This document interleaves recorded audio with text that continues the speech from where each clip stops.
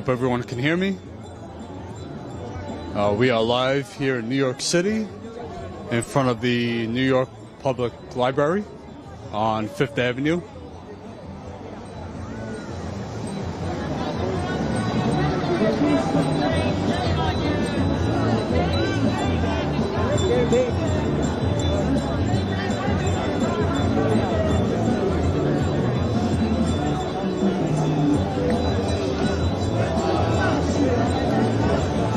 As you can see, there are Israel supporters over there across the street.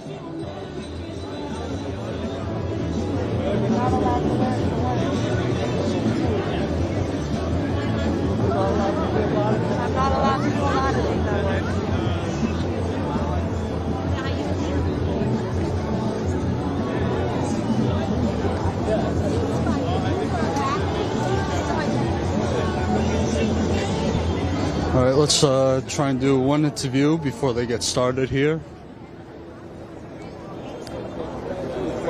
Excuse me. Sure. Sorry. No, of course not. Excuse me. Excuse me.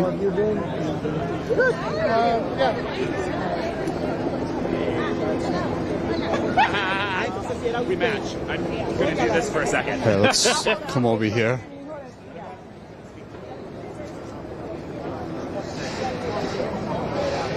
That is still unclear to me. The police liaison.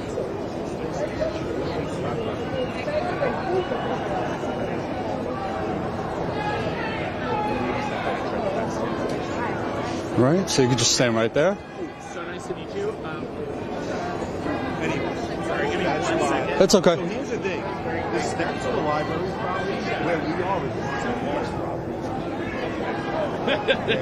Hello. All right. So we have here Jeremy. Tell people what organization you're with. Yeah, I'm Jeremy. I'm with the New York City Democratic Socialists of America and Jewish Voices for Peace. And so this is mostly union-led, labor-led protests here. So unions and specifically UAW and other unions are more known for like economic justice.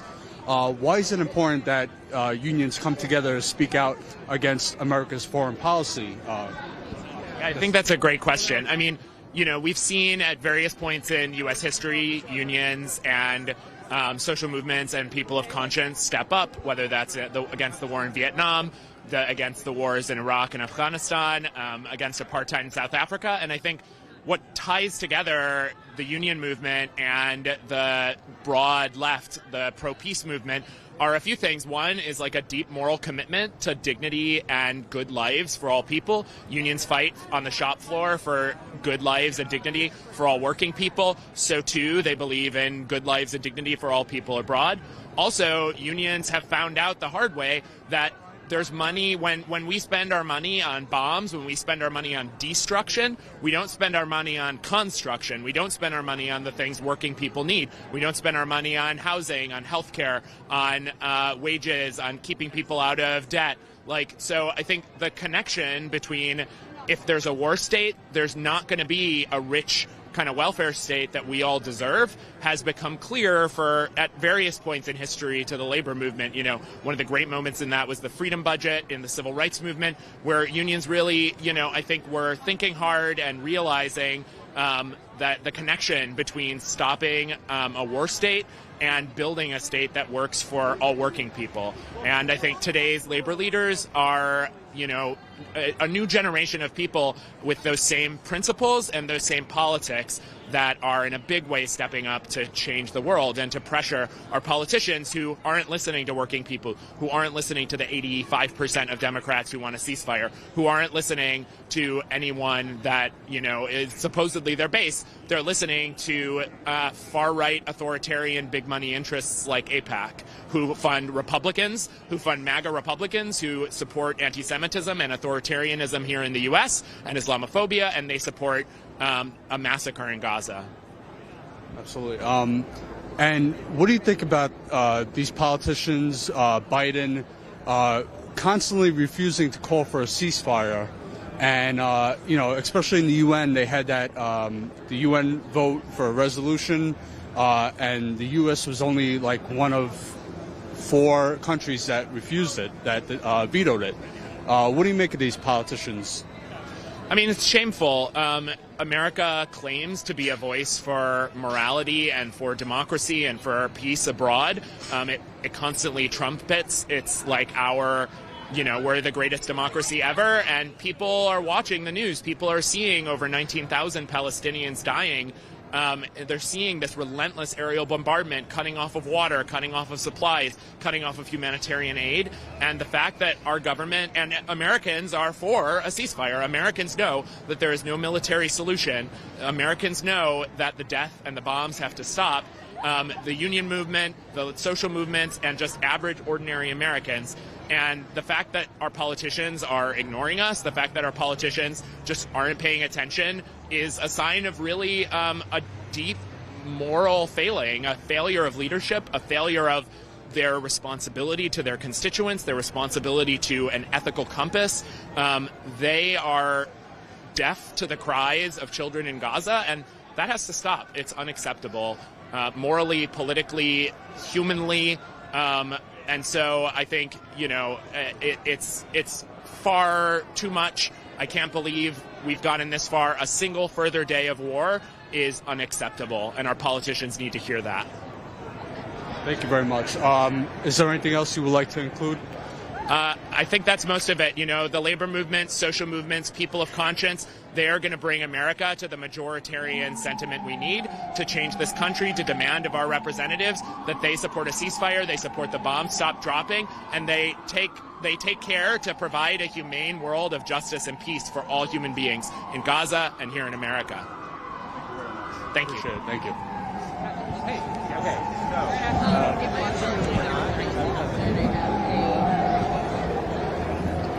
All right, so I just want to show you the atmosphere here, what's going on.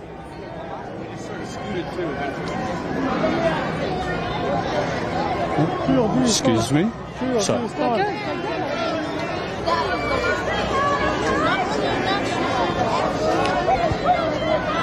So, as I said before, there are counter-protesters across the street. But some of them are on this side. Before I went live, I heard some conversations going on, some debates.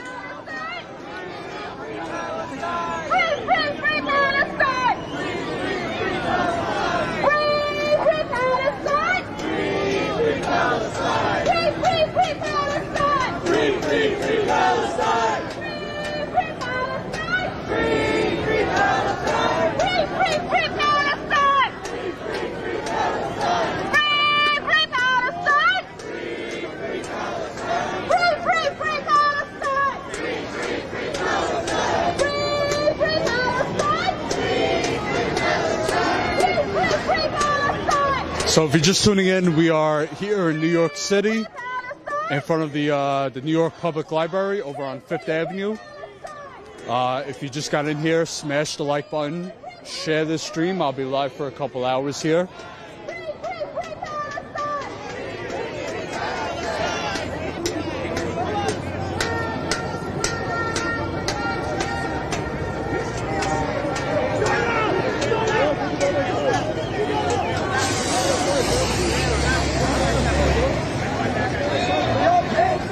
You have some people here trying to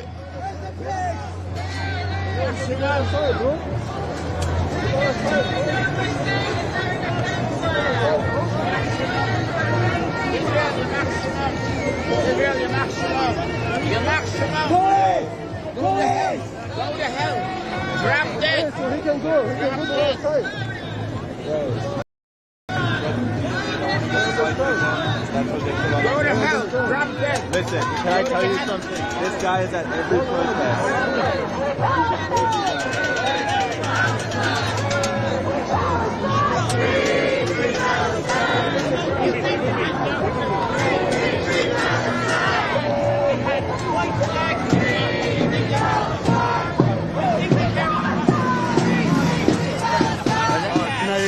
question? That's a question.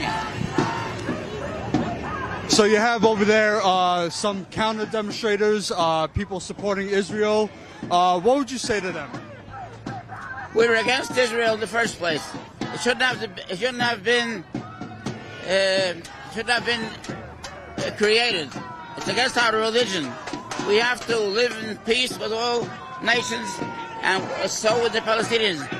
Till 2029, we lived with the Arabs in peace. We used to babysit each other's children. All the Zionism, all they caused, all the anti-Semitism. We tried to get our message out that not all Jews today are Zionists, are Israel. We were against Israel. We want it to be totally dismantled. Israel should be gone, should be returned to the indigenous Palestinian nation, and they should have their own state. One state, from the river to the sea. And they let us live there, we can live there, we can be citizens. And how do you respond to people who say your criticism of Israel is anti-Semitic, or if you're Jewish, you're a self-hating Jew? What do you respond to? Vice versa. Vice versa. Who founded Israel? People without any religion. Secular people. Later on, they wanted to look to have a disguise as the religion. They had people coming along with them, but it's against our religion. We have thousands of people, I should say millions of people, in the States and in Palestine and in the UK, which are where our voice is biased. The media doesn't let us through. What side are you on? On Palestine. You don't like it, huh? You don't like it, huh? Are you mature content? Yes, I am. I am very proud. Wackos. Oh, why? Why are they wackos?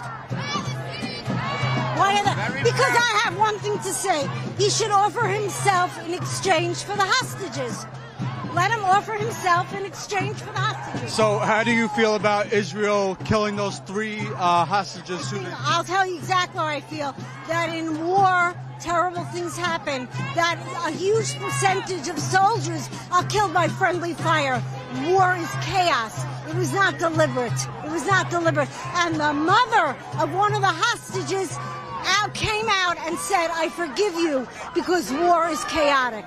So would you support a ceasefire? If you give all the hostages back first, give the hostages back. Do you support taking children as hostages? Do you support that? Absolutely not. Do you support killing over 10,000 children? I don't support killing children anywhere. But guess what? In Berlin and in Dresden, children were killed too because it was a war. This is a war. If you don't want children to be killed, don't start a war.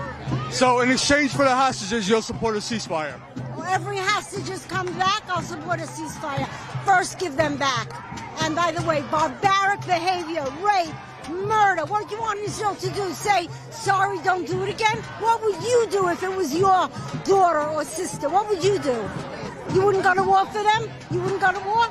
What is this for? What are you doing? YouTube. On YouTube. Thank you.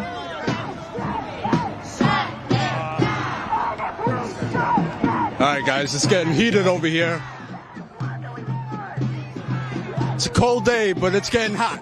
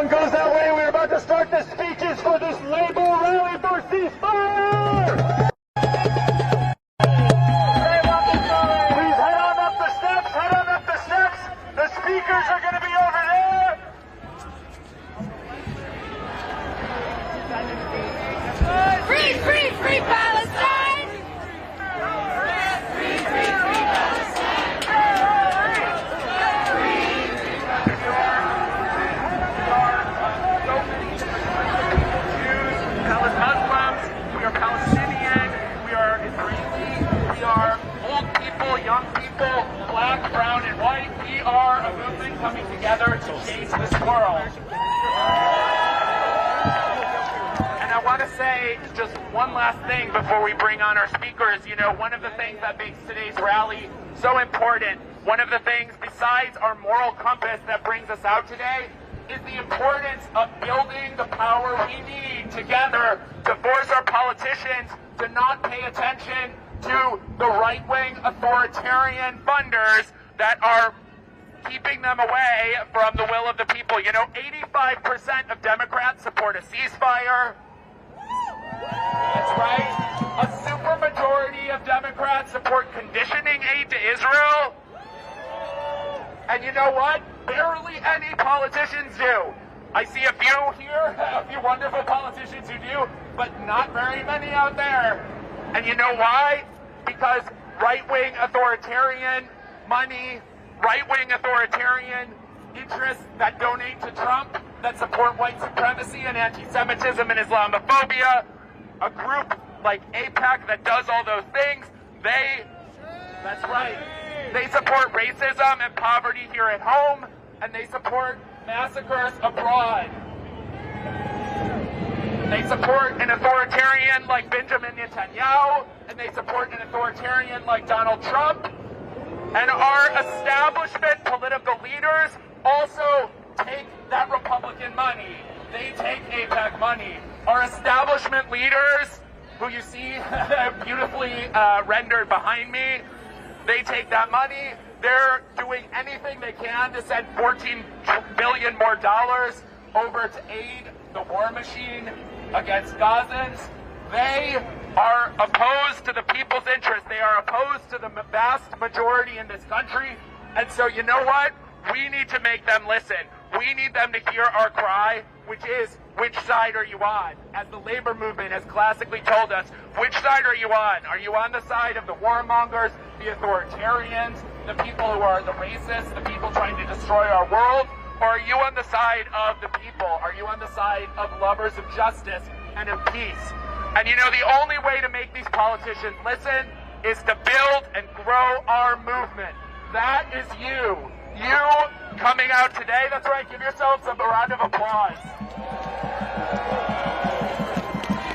You are the moral force which will make change in this country, and you are the political force that will make change in this country. Because when the labor movement and when social movements and when people of conscience come together, there is nothing that can stop us. Nothing that can stop us. So, again, please repeat after me. The workers united will never be defeated. The workers united will never be defeated. The workers united will never be defeated. Ceasefire now. Ceasefire now. Ceasefire now. Ceasefire now. Ceasefire now. Ceasefire now. Ceasefire now. So I am so honored to introduce our next speaker, our first speaker, our wonderful first speaker, Faida Mohammed from the Palestinian American Community Center of New Jersey. Please give her a round of applause. Thank you.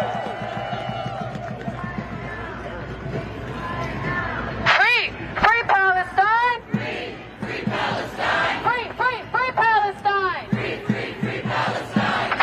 Free Palestine!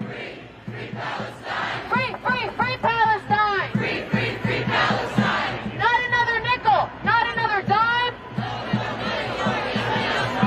Not another nickel! Not another dime! No more money for Israel's crime! No, no. Two at the same time. Not another nickel! No more money for Israel's crime! Okay, hi everyone. Sorry guys, we'll chat more, I promise. But hi everyone, my name is Fidan Kemmet. I'm here as a representative from the Palestinian American Community Center, and I'm also here as a second-generation Palestinian American. I want to make one thing clear. Although the world has just started waking up to Israel and its war crimes, the destruction that we are witnessing in Gaza right now has been happening for years, long before October 7th. The people of Gaza are currently living through the 5th attack by Israel since 2008. Gaza has been under an indefinite blockade by Israel since 2008, but even before this, They were living under a military occupation that restricted their movement and impacted their livelihood in every way possible. Gazans are no stranger to oppression and injustice. Oppression, violence, and heartache has become a part of their daily lives. What we are now witnessing in Gaza, however, is something we have never seen before.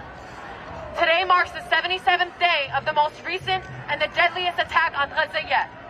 77 days that the people of Gaza have endured genocide.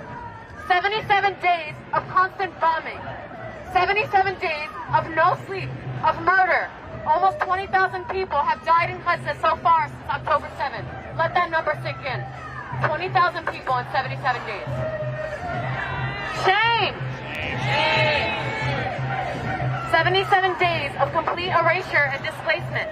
77 days of loss and grief that will last them their entire lives, even after this attack ends.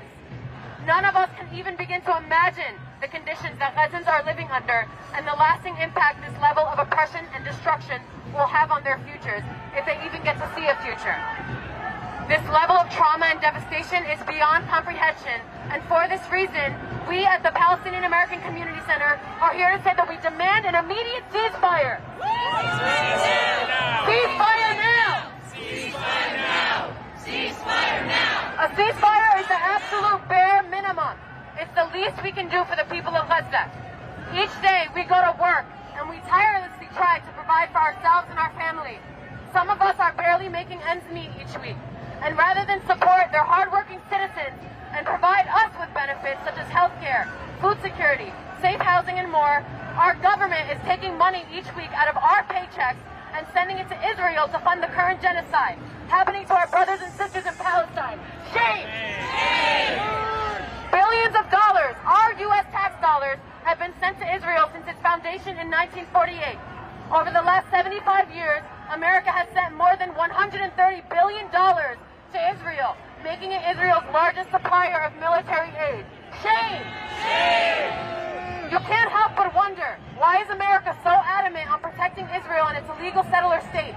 We live in a country with leaders who are complicit in the genocide of our people because they have interest in this genocide too. Palestine is a beautiful, resourceful land.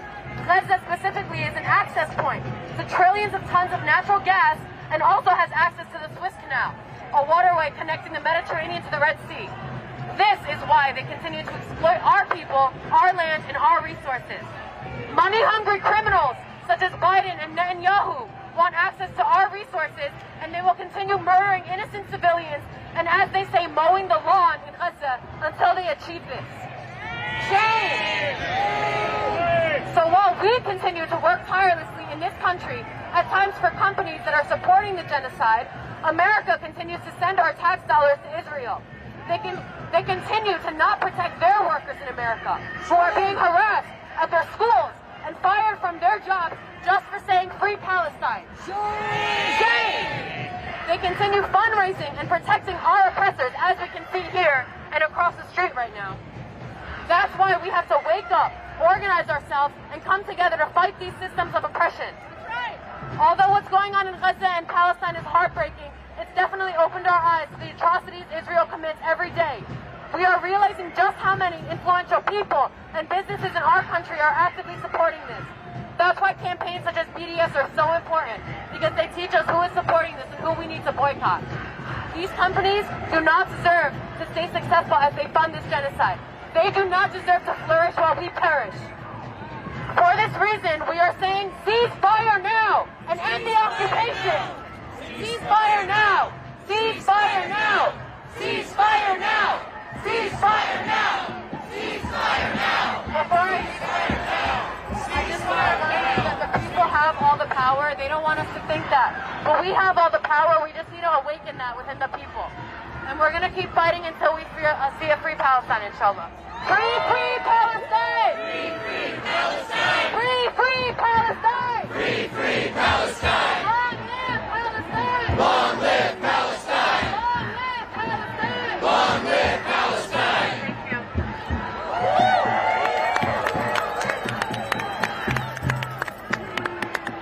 Thank you so much, Veda.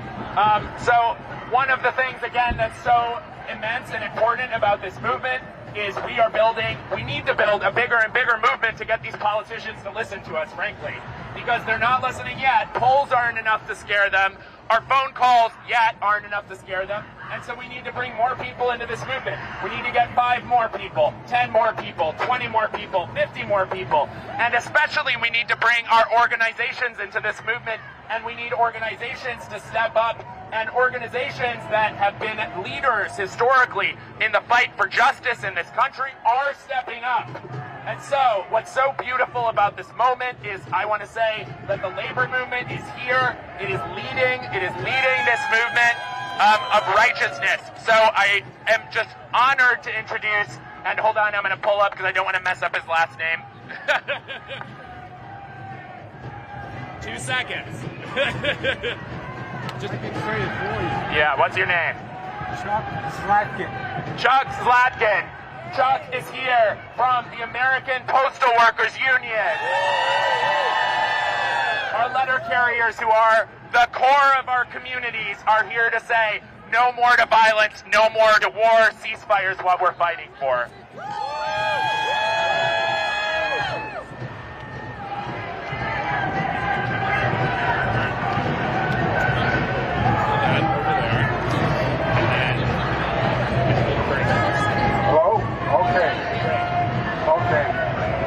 Let me just correct one thing. I'm from the American Postal Workers Union, which actually represents the clerks and the motor vehicle drivers. Unfortunately, the letter carriers haven't come on board yet. So we won't give them credit until they're standing out here too, along with lots of other unions. Because that's what we need to see at this point. So I'm the legislative and political director for the New York Metro Area Postal Union, which is the largest local in the American Postal Workers Union. I'm here representing 200,000 current workers and retirees that make up the American Postal Workers Union. The APW stands for equality, social justice, human and labor rights. A little louder. Oh, he just said that to me. We unite with other unions and people of goodwill all around the world to call for justice and peace. What is taking place in Israel's response to the Palestinian people with its indiscriminate bombing, shutting off the food, water, fuel, and medical supplies to Gaza, is the most horrendous of war crimes. Thousands of innocents are being killed. And if I can get back to my words on this. Okay, I'm going slowly but surely.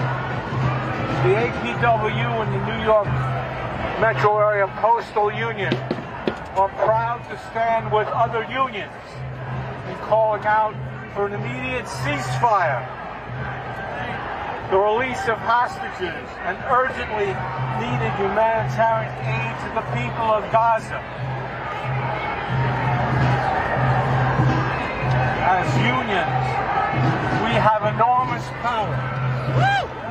Right.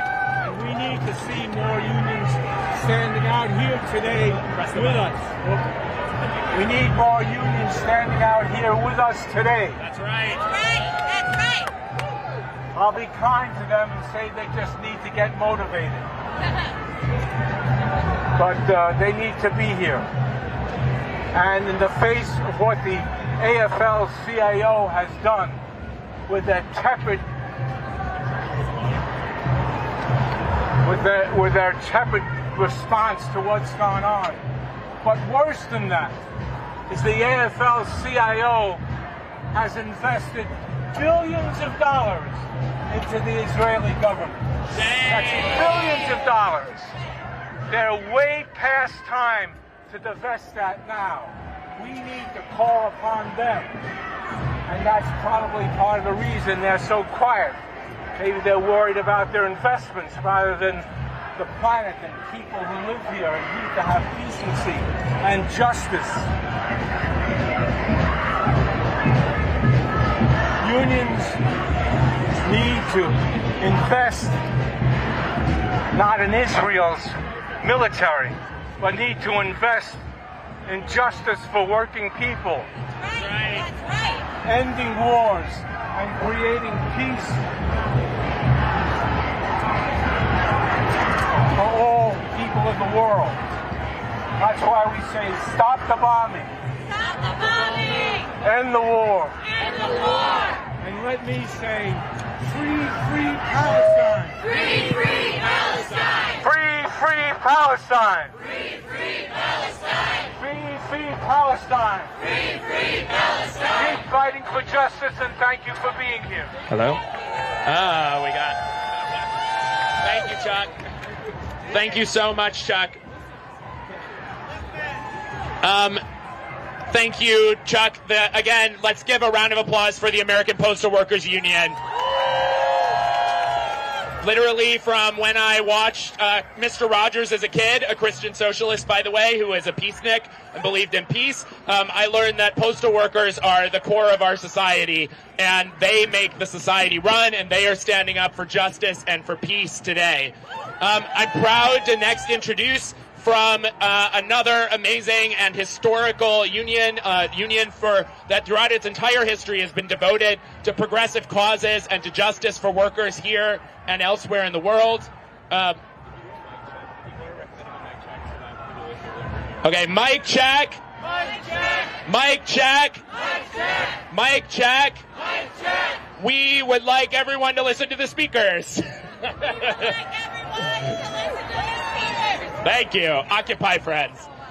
Okay, so I'm here to introduce, and so pleased to introduce, George Wekmunski from the United Electrical Workers of America, United Electrical Radio, you'll give the whole title, and his granddaughter, Kendall. Welcome, George.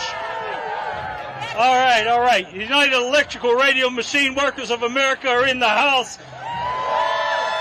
Come here from Pittsburgh, Pennsylvania to stand in solidarity with you and our movement to demand an end to the violence in Gaza. I'm here on behalf of the United Electrical Radio Machine Workers of America and on behalf of tens of thousands of UE members who live and work and struggle for justice in communities all across the country. We are here because labor unions around the world are demanding a permanent ceasefire now. Since October 7th, Israel's escalation of violence in Gaza has killed almost 20,000 Palestinians. More than 1.9 Palestinians have been expelled from their homes. More than 80% of the population in Israel, all with impunity and with our government's explicit support. The bombs killing civilians in Gaza are being paid for by the hard-earned tax dollars of the U.S. working class. Every bomb that drops on a hospital, a school, or a home in Gaza is paid for by the money that could instead be going to hospitals, schools, and housing here at home. My union, the UE, has a very long history of opposing unjust wars. From the Vietnam War to the foolish military adventures in Iraq and Afghanistan, which cost us billions of dollars while producing more extremism, more war, more instability, and more danger. We have sponsored a petition for unions and members to demand a ceasefire. We have signed on to an end for military aid and to endorse BDS. Instead of listening to the people that elected them, the Biden administration and corporate Democrats are cutting deals with right-wing Republicans to impose extreme, cruel sanctions on migrants at our borders, many of whom were fleeing the legacy of U.S. military conflict in their own countries.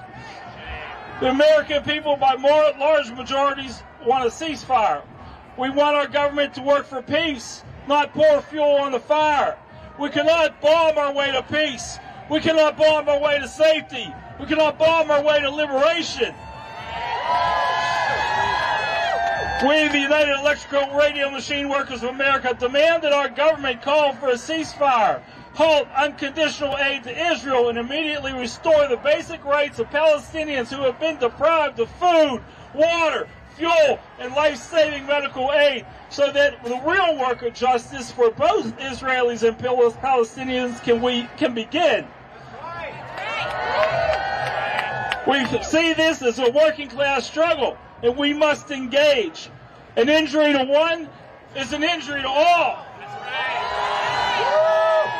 We need to end the military aid, end the genocide, end the apartheid, end the murder, and we demand peace now. Stop the bombs. We demand peace now. Stop the bombs. We demand peace now. Stop the bombs. We demand peace now. Stop the bombs. We demand peace now. Stop the bombs. Ceasefire now. And my granddaughter would like to have a word. And she needs to be loud, like her pet. Violence is never key. Thank you. Thank you so much, George. Thank you, Kendall.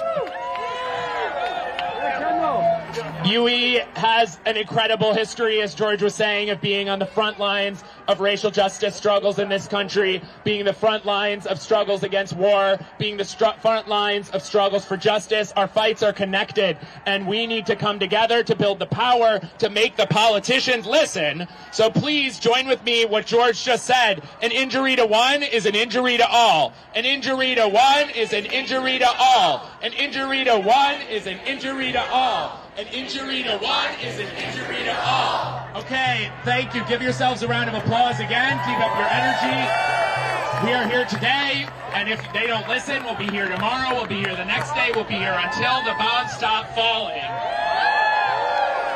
I'm so pleased to introduce, one of the most horrific things we've obviously been seeing in the assault on Gaza is the destruction of hospitals that are serving both as places where refugees are running and places that are meant to heal the sick. And so I'm so pleased to introduce Dr. Dina from the Committee on Interns and Residents, a labor union that represents medical workers, doctors, residents who are fighting for a ceasefire. Dr. Dina. Good evening, everyone. My name is Dr. Dina Jabber. I'm the New York Regional Vice President of CAR, the Committee of Interns and Residents. As physicians, the privilege of our profession compels us to speak up. We must speak out against the harm to people. We call on President Biden and Congress to fight to protect the lives that are not yet lost. We specifically urge them to help. I, along with so many others, are disappointed in the U.S.'s decision to veto a ceasefire. A U.S. veto is a vote against humanity. So right now we ask for an immediate and permanent ceasefire. We ask to stop any military action that will result in further loss of life, including the ground invasion, bombing, and use of white phosphorus on civilians. We must protect all healthcare workers and infrastructure from harm. Doctors are being forced to perform surgeries and procedures to care for the injured without medication, without anesthesia. Just take a moment and imagine that pain. This is absolutely unacceptable. Women are going into labor and delivering their babies under rubble. They are delivering the babies without proper postnatal care. Shame on our government for vetoing a ceasefire. So I am here to demand a permanent ceasefire and the guarantee of immediate, unrestricted humanitarian aid. We must restore access to water, food, electricity, housing, and health care to the 2.2 million people in Gaza, half of whom are children. To deny the above constitutes collective punishment, a war crime under the Geneva Convention. I plead for an immediate and permanent ceasefire because I am a healer. As physicians, we do not take life lightly. This is a chance at life, so I'm obligated to speak up. to speak up with you all and stand here. I refuse to give up hope that our collective voices will not be heard. So a ceasefire now and solidarity forever. Ceasefire now! Ceasefire now! Ceasefire now! Ceasefire now! Ceasefire now! Ceasefire now! Ceasefire now! Ceasefire now! Thank you all. Thank you, Dr. Dina. Last, but definitely by no means least, we have a speaker from another union that has, again, a long history of being at the forefront of struggles for economic justice, for racial justice, and is standing up against war and massacres abroad today. A union that fights for working people here and all around the world. We have the president of Region 9A of the United Auto Workers, Brandon Mancia. Ceasefire now! Ceasefire now! Ceasefire now! Ceasefire now! UAW, where you at?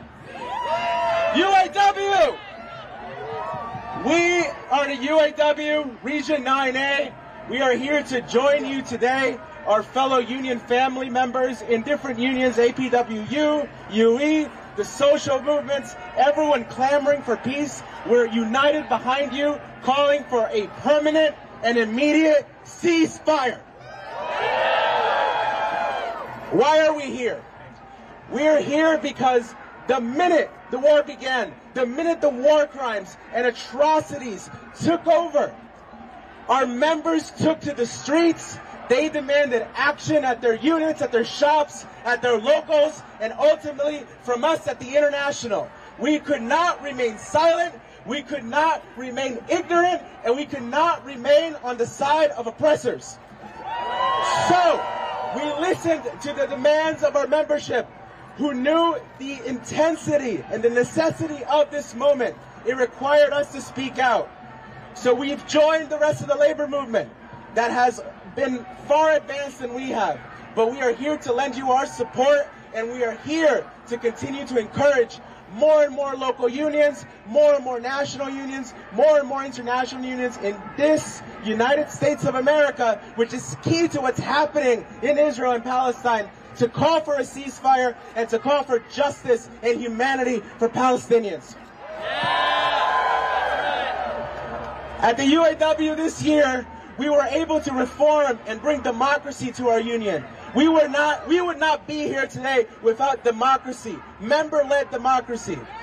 We would not be here if it wasn't for the stand-up strike, which empowered not only our members, but workers across the United States. And again, we would not be here if we were not listening to the demands of the poor, the oppressed, and workers across the world who want to be part of a renewed working class movement for not just national, but international solidarity and justice. So I am proud here to be with our members, to be with the rest of you, because without labor, nothing moves. We are going to stand with you until we win justice, until we win peace, and until we win a ceasefire. One thing we have said over and over again is that we are not going to be organized by politicians no longer.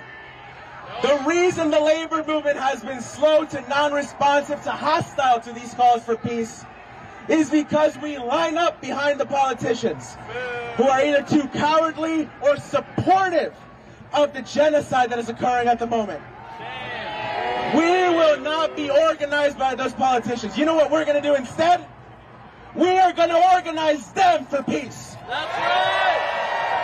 You need to know where workers stand right now in this historic moment. And if you don't understand, you're going out.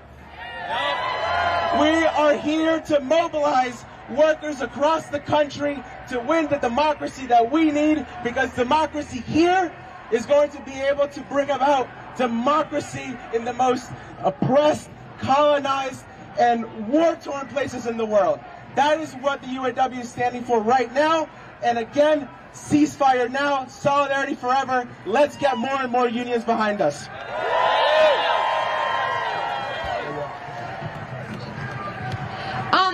Okay, it looks like we're going to get moving in a bit, but first we're going to sing, which has been part of protest, the legacy of protest movements in this country.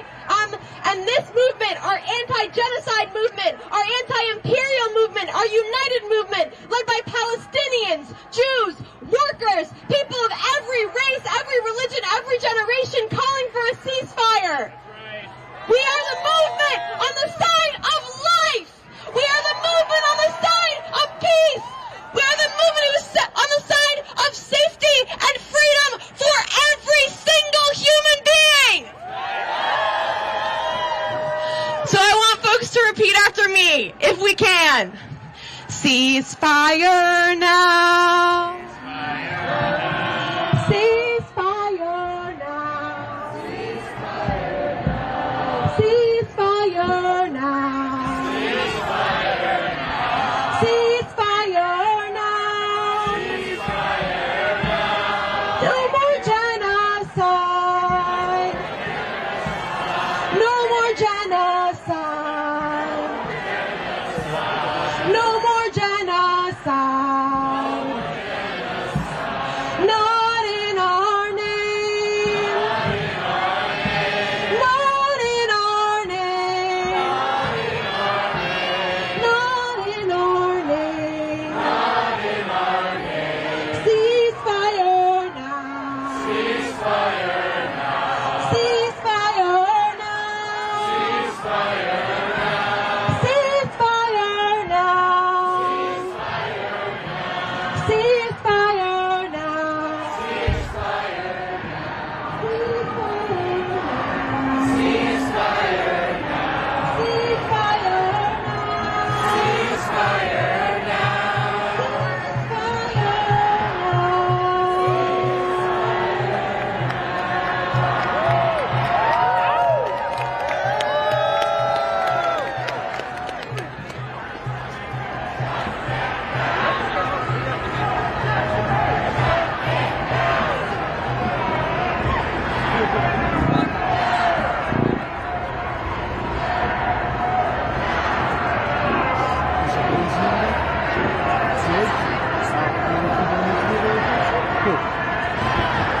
This good?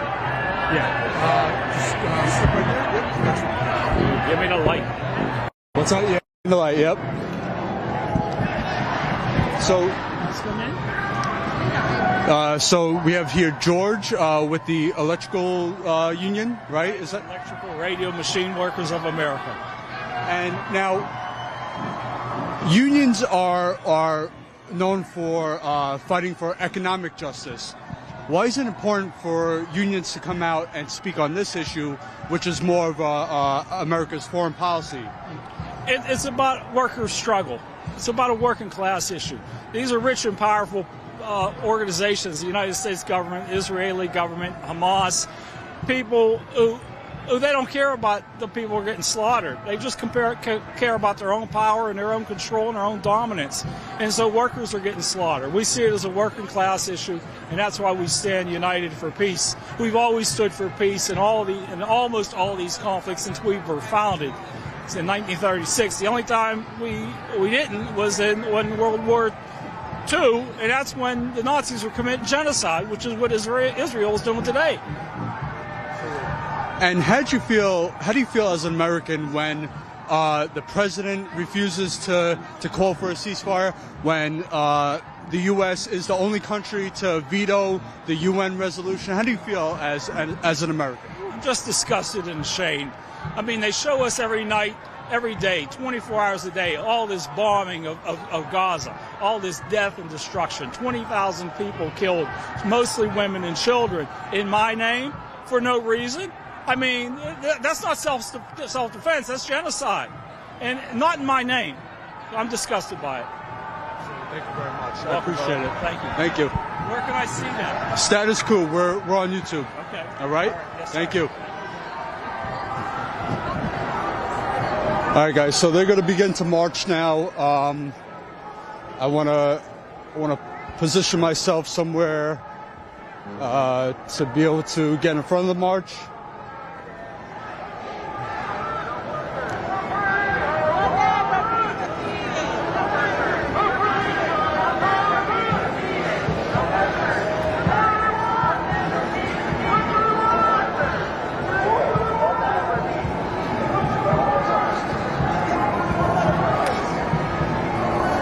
All right, guys, smash that like button, share this stream. We are just a few subscribers away from 167,000. So if you have not done so already, subscribe to this channel. I'm on the ground. I've been the only outlet on the ground covering these protests, these stories. So subscribe. You'll get notifications for when I go live almost every other day. Down, down with exploitation. Repeat after me. Down, down with exploitation. All right, I want to go over to the counter protest a little bit. See what's going on over there.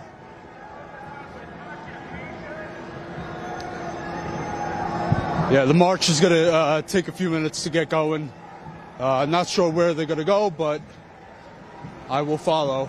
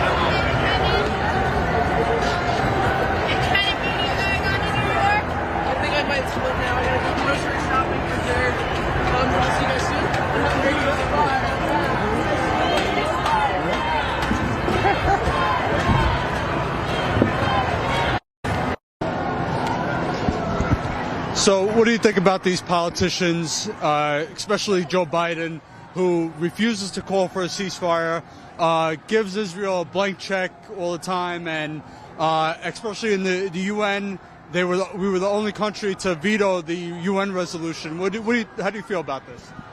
It's heartbreaking. And I think he doesn't want to be president anymore, because right now we've got constituency all over the country who said, I can't vote. He's got too much blood on his hands to vote for him. Muslims, Arabs, youth, everybody's like, are you kidding me? So I wish someone would come forward and say that there's no alternative but to go with this basically right-wing fascist leadership of Israel that could care less. Palestinians don't have any humanity, so what's the big deal is his view. Meanwhile, Biden's saying, oh yes, we care about civilian deaths. Here's some bombs. It's horrible. It's horrible. It's heartbreaking. You know, they were so outspoken about Russia's war crimes in Ukraine, but now all of a sudden they're silent when it comes to Israel's war crimes in Palestine. Why do you think that is? Well, money might be an issue. I mean, I've been amazed. I'm Jewish, right? And I'm amazed at the power that the Zionist organizations have. And they're Jews for Palestine. Jews for Palestine. They're not, I mean, Zionists are Christians, are Jewish, are everything, right? So it's not just that Jews are doing this, but the Zionist machine that's got the media, it's got the politicians, is beyond all expectation. To me, I'm like, wow. Yeah. And any criticism of Israel, they would say, oh, that's anti-Semitic, or if you're Jewish, you're a self-hating Jew. What would you respond to that? I'd say, I'm sorry, but you don't get to find who's who. There's many traditions. And Zionism is only one. And when Zionism turns into a genocidal force that's built on racism and colonialism, it's not for us. You are hurting Jews worldwide. Thank you very much. Thank you for taking time to speak to me. I appreciate it. Hey. I'm a huge fan. Oh, thank you very much. Always commenting on your stuff. Okay, you want to sit? No?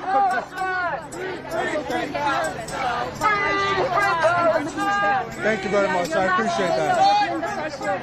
Oh, thank you. I really appreciate that. Thank you very much. Thank you for all the content. Absolutely.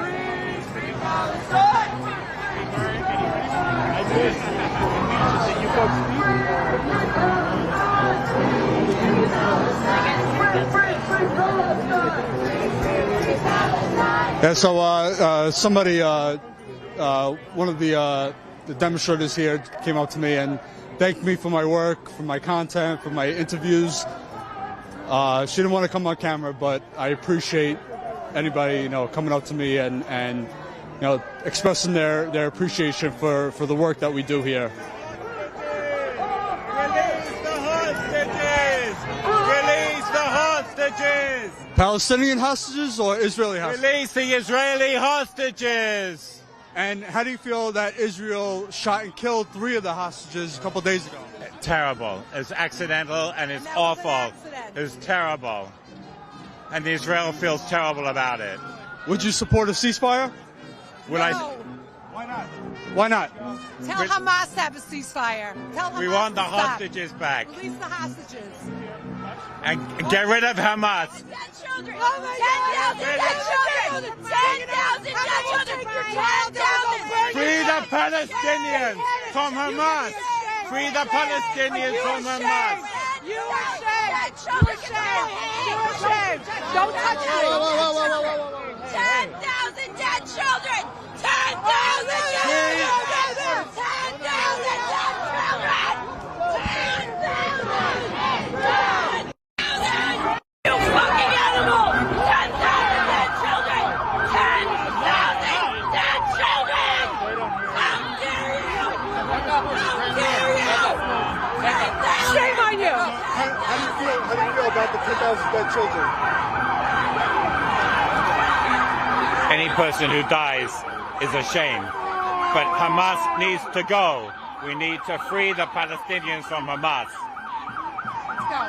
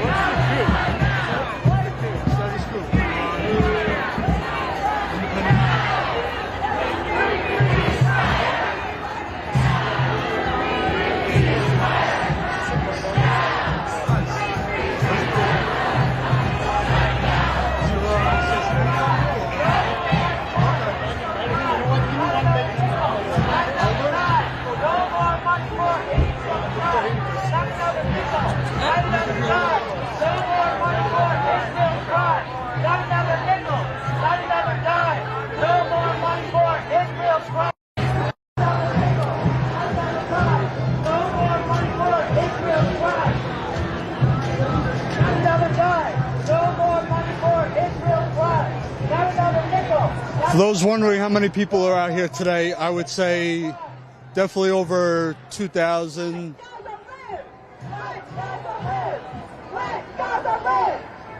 Once the march gets started, I'll be able to get a better number. Oliver Twisty. Oliver? Oliver Twisty is my son. Nice to meet you, Oliver. What's up, brother? How you doing? All right? Oh, I see you got a monopod this time. What's that? Yeah. Oh, it's a tripod. Yeah, it's tripod. It's good. It helps. Hold on one second. And you got a Sony strap with a Panasonic camera. I'm making it work, man. That's better. Oh yeah? Okay. We'll talk later. I'm live right now. I gotta. Sorry.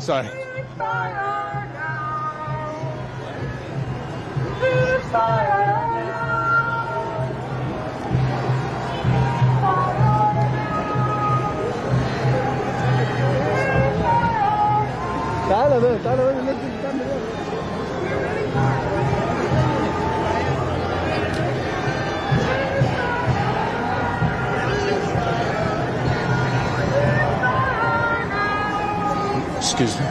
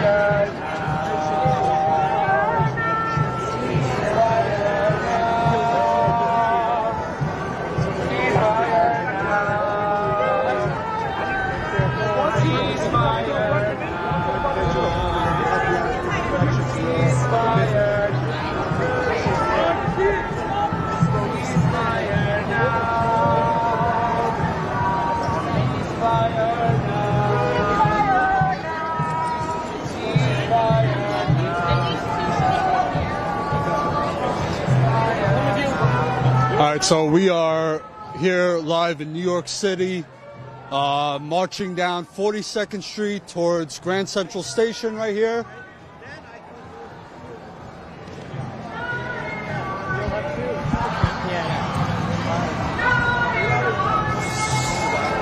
If you have not done so already, smash that like button, share the stream, get it out there.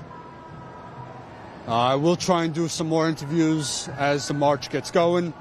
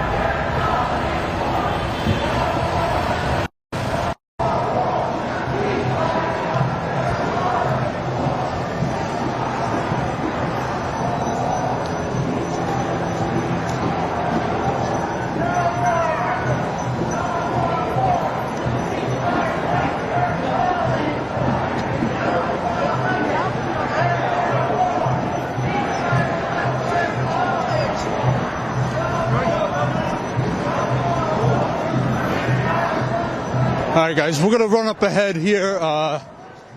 Bear with me. I'm going to get on top of this this bridge here to get a nice overview shot of the march. This little bridge here. Whenever there's protests, there's marches, I usually get up here and get some nice footage, some nice shots. It's just a little bit of a walk. And let's see if I can do it this time.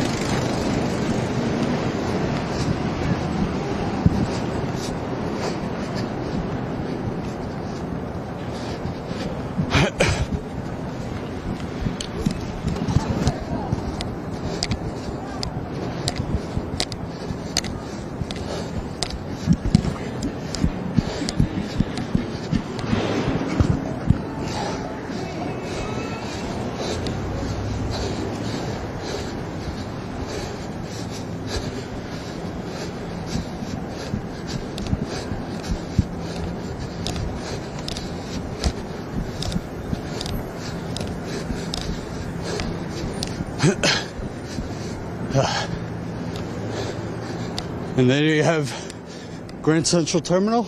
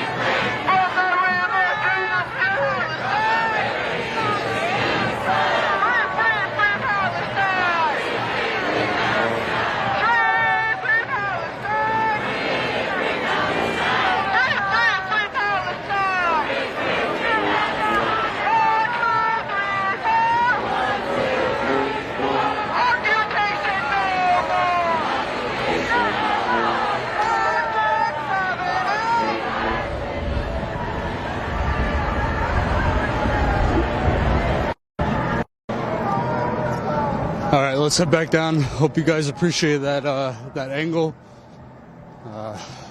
It's one of my favorite spots when I'm covering a march. So yeah, definitely over 2,000 people. That was a bad estimation. I don't know, definitely thousands of people. Maybe over 5,000. All right, now for the long walk to catch up to the front.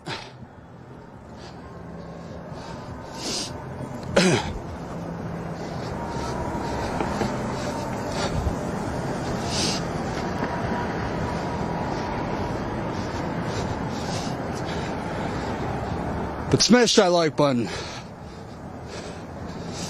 Subscribe to this channel. I'm live on the ground almost every other day. Hey, how you doing? Yep, live on the ground almost every other day, covering these protests, these stories, letting the voices be heard. So subscribe so you get notifications from when we do go live.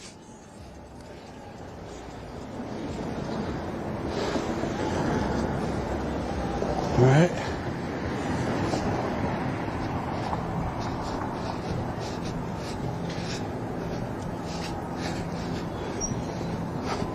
Alright, so we're just they're over that way, but I'm gonna go one block down and cut them off.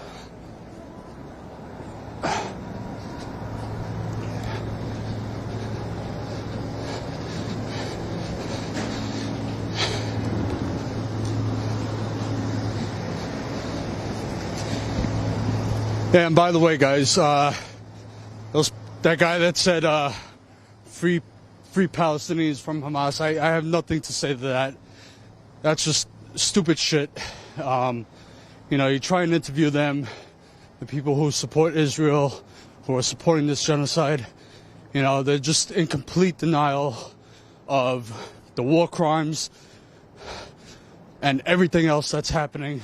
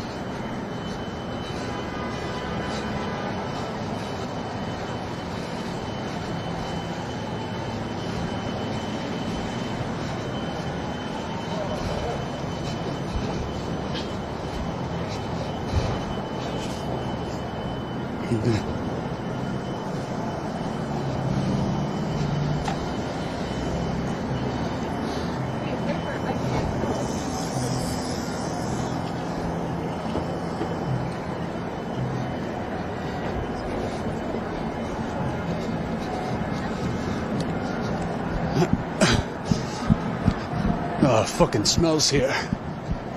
It smells like garbage.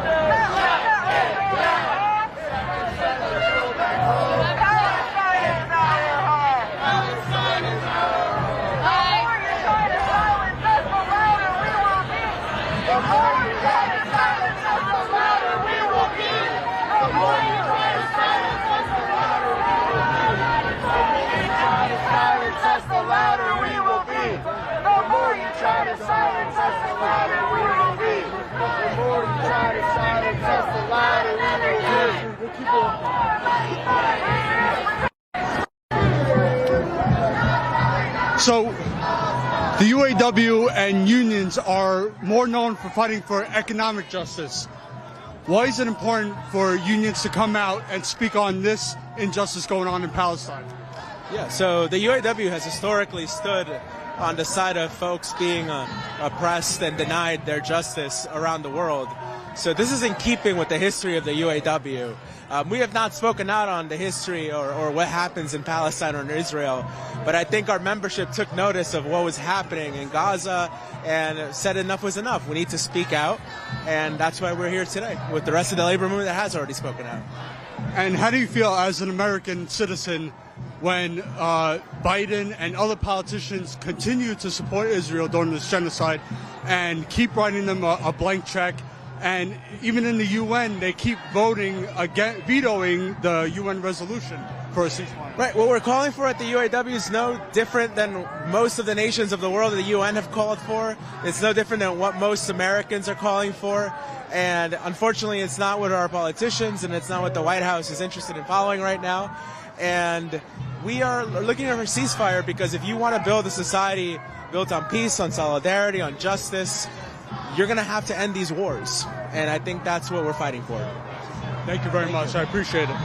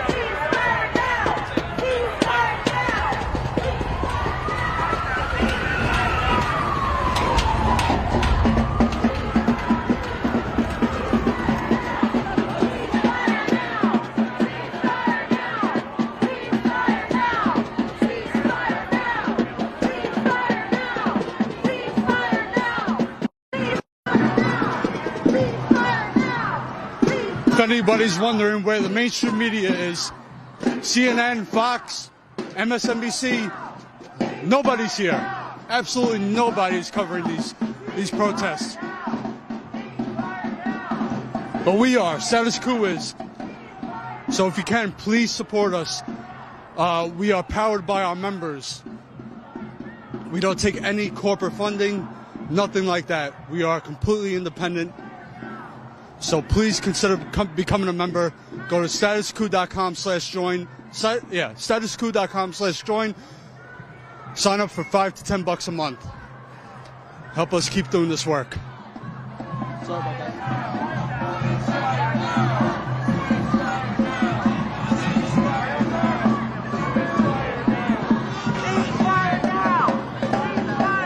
So far, I had 2 people come up to me and thank me for being out here.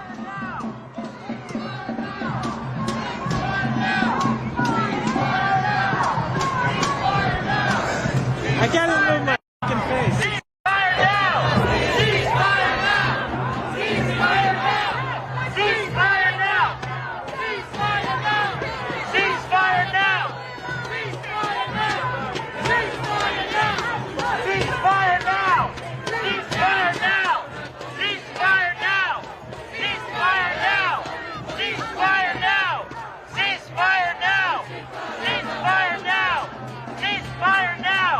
Ceasefire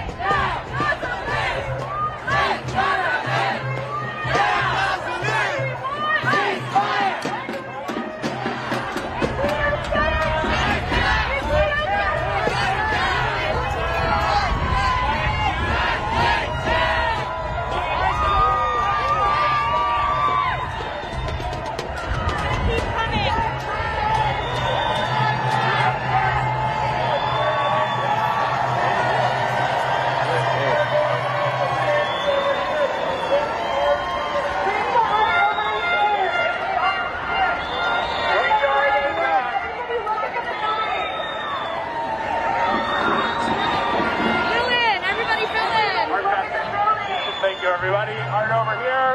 Fill the street, please, if you're not, with art. Art over here. Look at the building. This is AIPAC headquarters. AIPAC funds genocide. Israel bombs. USA pays. How many kids did you kill today? Israel bombs. USA pays. How many kids did you kill today? Israel bombs. USA pays. How many kids did you kill today? Israel bombs. USA pays. How many kids did you kill today? Israel bombs. USA pays. How many kids did you kill today? Israel bombs. USA pays. How many kids did you kill today? Israel bombs. USA pays. How many kids did you kill today? Israel bombs. All right, so this is AIPAC headquarters here. As you can see, they have a projection going on the building. AIPAC funds genocide. New York electeds complicit, and then they're listing the elected officials and how much they receive from AIPAC. Ceasefire now. Free Palestine! Free to the sea! From the river to the sea! Palestine will be free! Palestine will be free! From the river to the sea! From the river to the sea! Palestine will be free! Palestine will be free! From the sea to the river! From the sea to the river! Palestine will live forever! Palestine will live forever! From the sea to the river! From the sea to the river! Palestine will live forever! Palestine will live forever! Biden, Biden, you can't hide! Biden, Biden, you can't hide! You are funding genocide! You are funding genocide! Biden, Biden, you can't hide! Biden, Biden, you can't hide! Ceasefire now! Ceasefire now! Ceasefire now! Ceasefire now! Ceasefire now! Ceasefire now! Ceasefire now! Ceasefire now! Ceasefire now! Ceasefire now!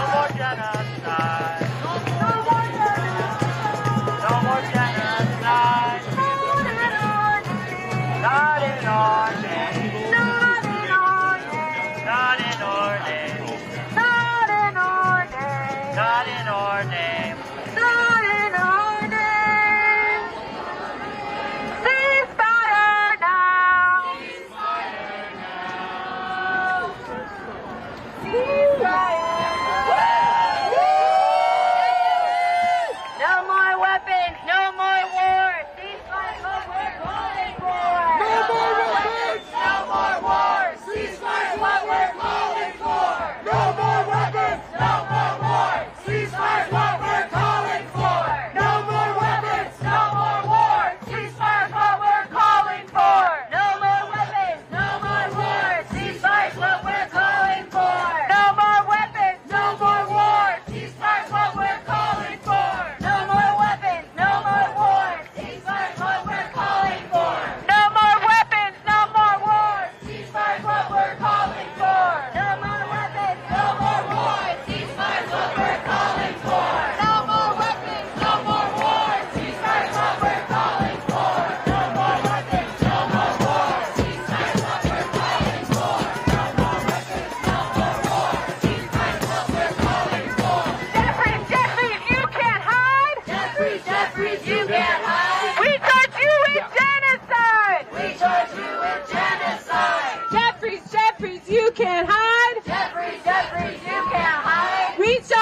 with genocide! We charge you with genocide! Schumer, Schumer, you can't hide! Schumer, Schumer, you can't hide! We charge you with genocide! We charge you with genocide! Schumer, Schumer, you can't hide! Schumer, Schumer, you can't hide! We charge you with genocide! We charge you with genocide! Gillibrand, you can't hide! Gillibrand, you can't hide! We charge you with genocide! We charge you with genocide! Gillibrand, you can't hide! Gillibrand, you can't hide! We charge you with genocide! We charge you with genocide! AIPAC, AIPAC, you can't hide! AIPAC, AIPAC, you can't hide! We charge you with genocide! We charge you with genocide! AIPAC, AIPAC, you can't hide! AIPAC, AIPAC, you can't hide! We charge you with genocide! We charge you with genocide! Biden, Biden, you can't hide! Biden, Biden, you can't hide! We charge you with genocide! We charge you with genocide! Not another nickel, not another dime! No more money for Israel's crime! No more money for Israel's crime! Not another nickel, not another dime! Not another nickel, not another dime! No more money for Israel's crime! No more money for Israel's crime! Not another nickel, not another dime! Not another nickel, not another dime! No more money for Israel's crime! No more money for Israel's crime! Not another penny, not another dollar! Not another penny, not another dollar! No more money for Gaza's dollar! No more money for Gaza's dollar! Not another penny, not another dollar! Not another penny, not another dollar! No more money for Gaza's dollar! Let Gaza live! Let Gaza live! Let Gaza live! Let Gaza live! Let Gaza live! Let Gaza live. Everyone, we have a few speakers coming up, so if you could just give yourself a round of applause. You are a growing movement, and I love our musicians. Okay, first of all, just a practical thing. Can people fill in all the way to the end of the street? Can people fill in that way? There's more people wanting to march, more people wanting to come in the street. So if people can move, yeah, there we go, good. So please move towards whatever the hell street that is, 45th Street. Please move towards 45th Street, back there. Thank you. Okay, move towards 45th, and we'll get started with a few more speakers. We are at AIPAC headquarters.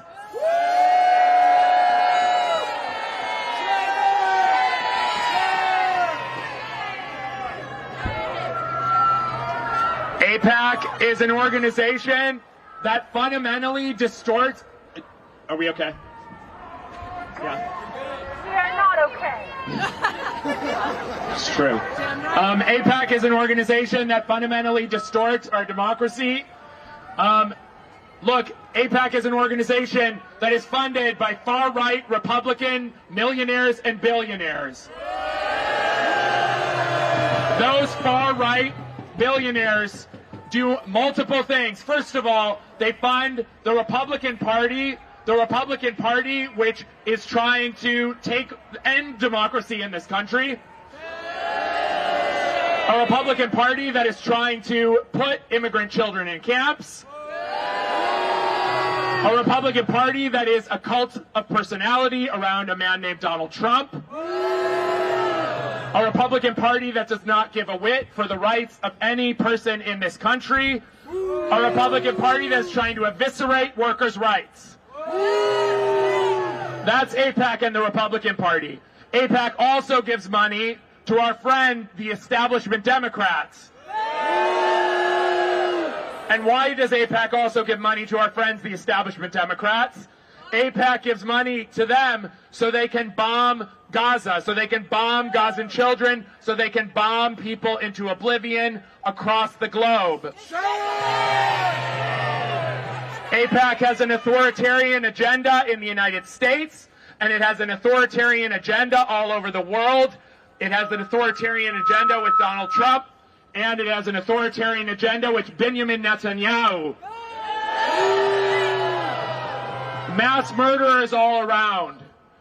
Now, AIPAC also funds corporate Democrats because instead of listening to the vast majority of the Democratic Party that wants what?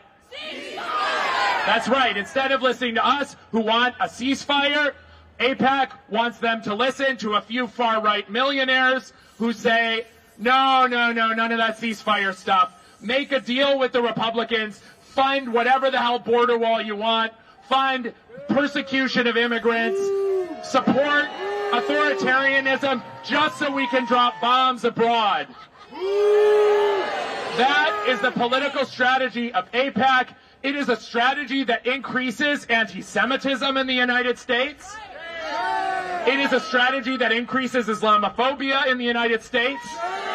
It is a strategy that increases poverty in the United States. It is a strategy that eviscerates workers' rights in the United States. And it is a strategy that supports the wholesale aerial bombardment of Gaza. It is a strategy that supports genocide in Gaza. It is a strategy that supports displacement in Gaza. AIPAC, Donald Trump, Joe Biden are all doing this together, distorting our democracy to destroy democracy here and destroy lives abroad. And you know what? We're not going to let them do it. Because we are the majority. We are the vast majority of this country. You are the people who are standing up for justice and what's right. And we are building. Our movement is getting stronger because you know what? It is a social justice movement. It is people who care about what's right. It is a labor movement. And you know, once the labor movement enters, I'm sorry, the politicians, they're going to listen. That's right. Because we know, like what our friend from UE said earlier, an injury to one is an injury to all. And chant that together with me a little bit. An injury to one is an injury to all. An injury to one is an injury to all. An injury to one is an injury to all. An injury to one is an injury to all. An injury to one is an injury to all. An injury to one is an injury to all. An injury to one is an injury to all. An injury to one is an injury to all. All right, we have a few more amazing speakers here from this grand growing coalition and movement that is not going to stop. We'll be here today, we'll be here tomorrow, we'll be here next week. We're going to be here as long as it takes to stop the bombs falling on Gaza. So first up, I'm going to introduce Eva from If Not Now.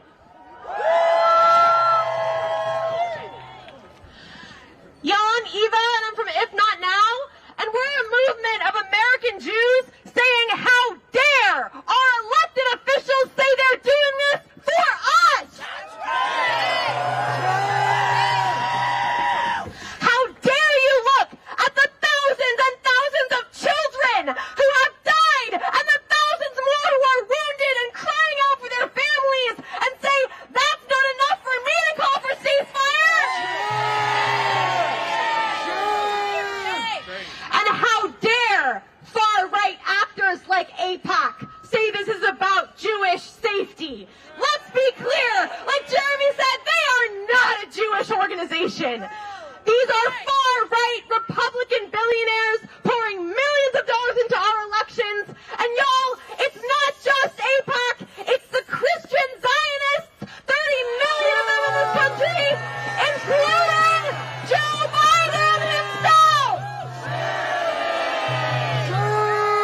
Y'all, Biden has said that unconditional funding to Israel is the best investment the U.S. ever made.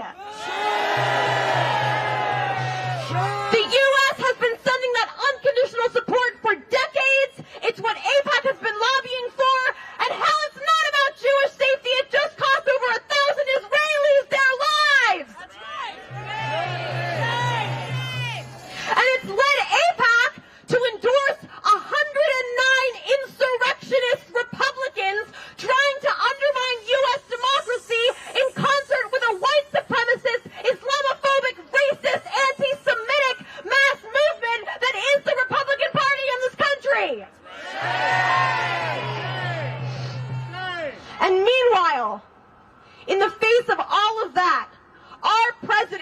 Joe Biden said that Jews will never be safe in the U.S. That's why we need Israel! Sir, this is the country that you run! And he's risking dragging that entire region into another endless war! Well, President Biden, we are here as the majority, and many of us are here as Jews and Palestinians to say that we will not be your human buffer zone for your imperialist foreign policy anymore! We will not let you outsource your Jewish problem to the Middle East! We are the majority, we will not be divided, and we are on the side of life! And y'all, we will out-organize all of them. Everyone from AIPAC to the Christian Zionist Republicans to Joe Biden to every single one of these lawmakers until we get a ceasefire! A ceasefire, a full hostage exchange, everyone for everyone, a de-escalation, and we won't stop until we get an actual political solution that secures freedom and safety for everyone!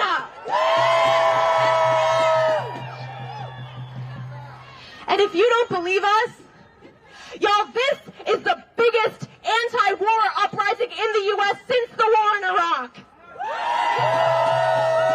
We will not be divided from each other.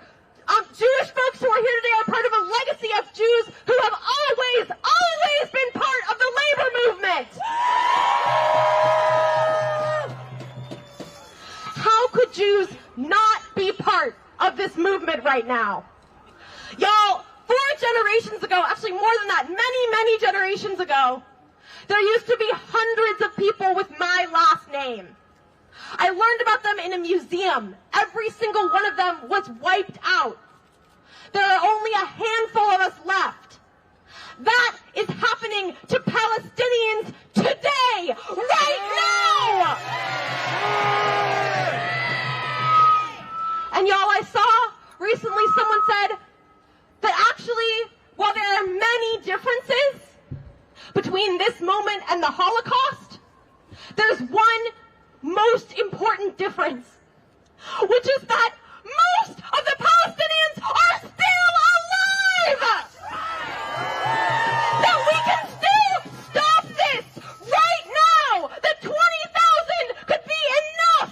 And we could stop this and save lives! And our politicians need to find their humanity and call for an immediate ceasefire right now!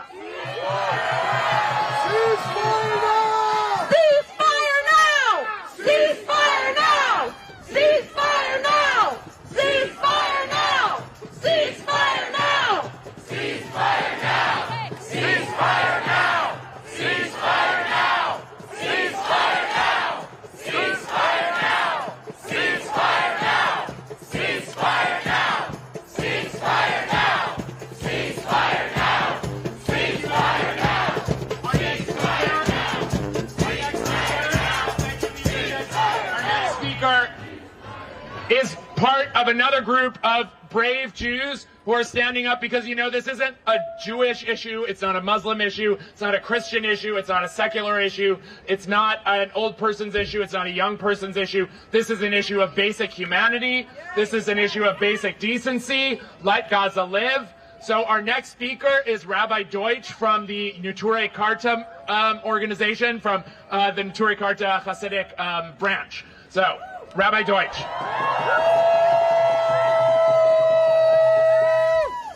Thank you. We have gathered here at the headquarters of AIPAC, which is funding this brutality, this bombing of 77 days of genocide. We are here today to show solidarity and to express our deep pain with the people of Gaza. It's more than 20,000 people which have been killed in cold blood by the Zionists.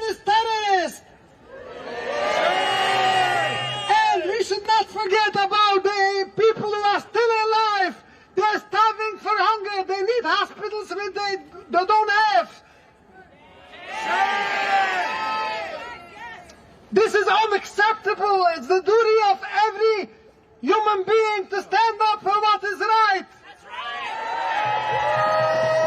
It's beautiful to see the labor movement here.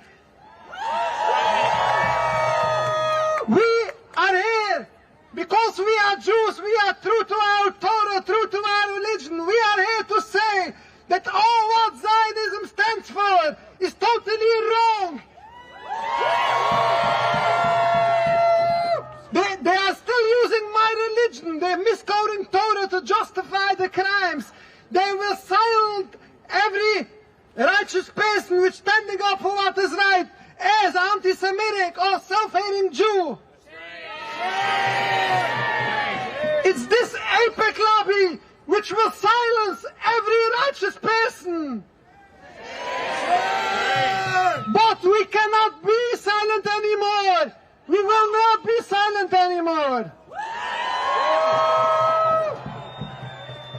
We need to remember it's not just the last 77 days. It's this brutal occupation which took place in 1948, this Nakba.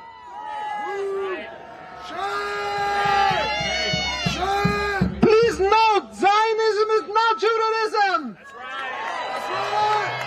Judaism is our religion to serve God. Zionism is our nationalistic movement which throw away everything in Judaism. The only thing they have in Judaism is they're using this to justify these crimes, these rivers of bloodshed. We lived in a beautiful peace with the Palestinian people for hundreds of years. What happened all of a sudden? What is the problem? Is this brutal occupation which needs to be ended? That's right. It's beautiful to see how the world is changing. Everybody listening to the pain of Palestine. Now is the time. We are here to say that all what Zionism stands for need to be stopped. The whole occupation need to be ended. Then we can join the peace together, which we experience with the Palestinian people. We are praying for the peaceful dismantlement of the state of Israel. We hope this should be soon in our days with no more human suffering. Judaism, yes. Zionism, no. The state of Israel must go. Judaism, yes. Zionism, no. The state of Israel must go. Thank you. Thank you, thank you, thank you. Thank you. You know, I'll say from my own learning and the tradition, I am totally with you. There's a phrase from, I believe it's the book of Ezekiel, and in Hebrew it goes like this, Lo yisa goy el goy cherev, lo yilmadu od milchama, and it means in English, the nation shall not fight against nation, and they shall study war no more.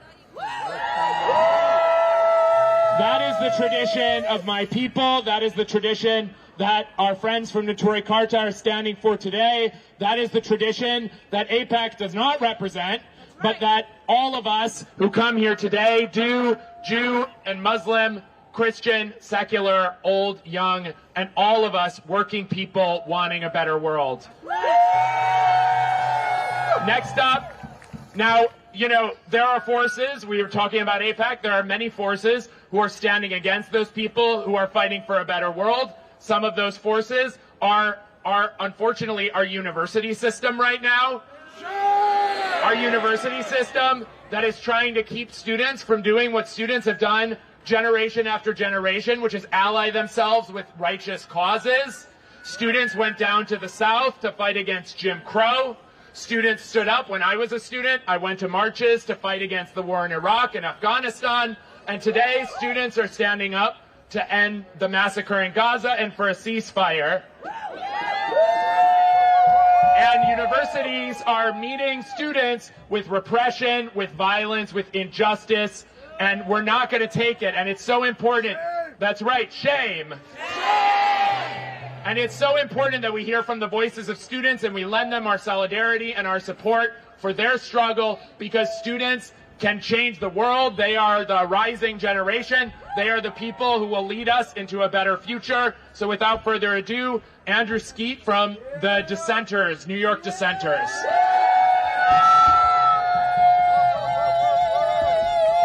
Can everybody hear me? Alright. So, I just finished my semester. Most of the students just finished their semester. At the end of our finals week, our chancellor at UMass sent out an email that he most likely didn't write, condemning confrontational and polarizing demonstrations that interfere with the operation of the university, which is bullshit, right? These responses to student action are deterrent in nature, but energizing in effect. Because it appears that from universities to the U.S. Senate, the elites who uphold this empire still fail to learn that telling an entire generation to be quiet will do nothing but rile us up. My school has a history of student movements, as most do. Students and faculty organized en masse to protest UMass's connection to companies invested in South African apartheid, war in Vietnam, and their involvement in CIA recruiting on campus. But a history of youth activism is marred by a history of student repression. Over the last 2 years, dissenters and SJP have been organizing to kick Raytheon off of UMass. And when we tried to get a meeting with our chancellor, the university responded by arresting 57 of our students. Here in New York, at NYU, one of my dissenters' comrades, Hafiza, was not only abandoned by the university when facing violent doxing, but suspended for constitutionally protected pro-Palestine expression on campus. Schools that we worked our asses off to get into, that we continue to work our asses off to survive in, have historically shown that they are more willing to ruin transcripts and careers for the sake of business. The willingness of schools all around the country to start cracking down on student demonstrations, including shutting down the whole SJP and JVP chapters, as Columbia did here in the city, shows that their attention and their loyalties lie in the pockets of their biggest partners, war profiteers and their investors. Companies like Raytheon and Boeing, reeling from the pandemic and economic decline, benefit greatly from suppressing our voices if it means that more of our students and our workers are applying to their jobs. And their messaging and recruiting has been very clear. Keep your head down. Furthermore, the repression of student voices is an attack on one of our largest bastions against misinformation. As the most visible news sources continue to misconstrue the crisis in Palestine, constantly justifying genocide in the process, our voices and our efforts are some of the most important for amplifying the truth. That's right. As the next generation of workers and leaders, we must take these obstacles being thrown at us and turn them into stepping stones of the movement. Political and corporate elites and their administrative assistants at our university have tried and tried and tried, and they will continue to fail to silence our voices because we know we need to be loud. We know that if we want a future that we can live in, we need to be resilient. We need to be organized, and we need to be loud. Ceasefire now! Ceasefire now! Ceasefire now! Ceasefire now! Ceasefire now! Ceasefire now! Ceasefire now! Ceasefire now! Ceasefire now! Ceasefire now! Ceasefire now! Ceasefire now! Ceasefire now!